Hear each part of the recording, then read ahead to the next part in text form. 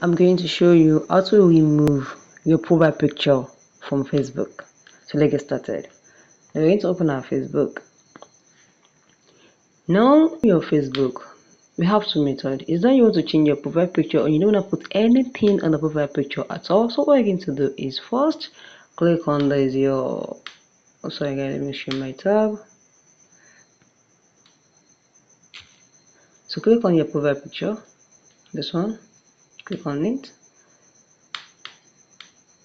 Now click on it again.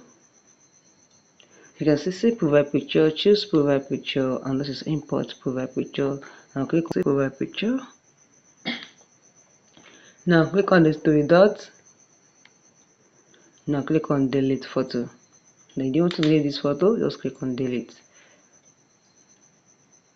You can see, so this is how you delete your profile picture. Now let's go back and see.